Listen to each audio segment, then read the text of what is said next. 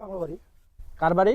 Bungalow বাড়ি। বাংলা বাড়ি। বাংলার বাড়ি। জমিদার আছে না, আর রাম ছাগলের মতো দাঁড়িয়ে তোর ভাই, এই জমিদার নাম কি?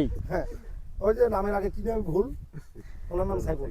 আচ্ছা সাইফুল, সাইফুল এটা শুনু ওটা শুনু, ওই যে ওই জায়গাটা শুন, ওর নাম সাইফুল। হ্যাঁ, তারপর গল্পটা বলেন দেখি। কোন গল্পটা? এখনই তো বলবেন বললেন কোনটা? বাংলা বাড়ি তাইলেন। না, বাংলার বাড়ি। আসার পরে জমিদার রাগ হয়ে বসে আছে, আমি এসে পড়ে গেলাম। কোটে বললেন? হুজুর কি হয়েছে হুজুর, কেন ডেকেছেন? কুত্তার বাচ্চা, বাচ্চা। আমি কিন্তু অরিজিনাল কুত্তার বাচ্চা না, এটা মানুষের পড়াই বাচ্চা। কুত্তার বাচ্চা, এটা ডায়লগ কিন্তু।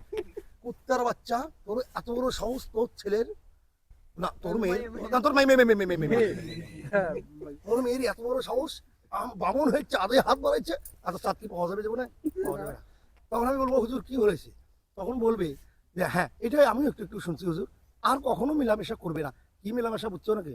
এই রাইটের কথা ভাবো না, মেলামেশা আর করবে না হুজুর। আরে ডাবল করো। তখন বলবে তুমি এখন আরে এই করো। মুহূর্তে এই রাজ্য থেকে চলে যাও। এটাই পেঁচ দেবো। এই বান্ধি দিচ্ছি, অত দাঙ্গিরি করিস কা সাথে না।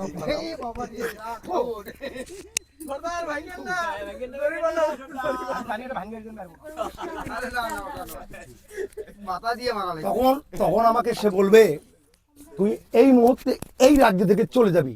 যে হুজুর তাই হবে। তো হুজুর একটা কথা বলতাম, ছোট মুখে বড় কথা মানায় না। তখন বলবে কি কথা বল?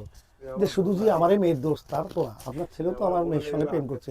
তখনই আমাকে বলবে শুয়োরের বাচ্চা মারবে গুড়ি, কেমন করে এমন গুড়ি মারবে, এই তলে দেখা যায়।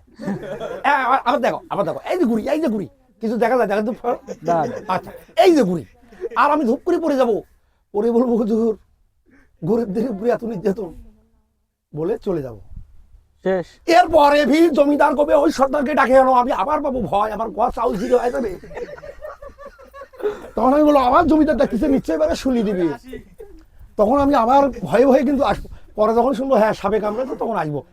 আসে বিষ দেখিয়ে গো, আরে বাপরে বাপ, এটা তো নাগরাজ কেটেছি, এটা তো নাগরানি কাটে নাই, নাগরাজ কেটেছে, এটা আমার দ্বারা সম্ভব না।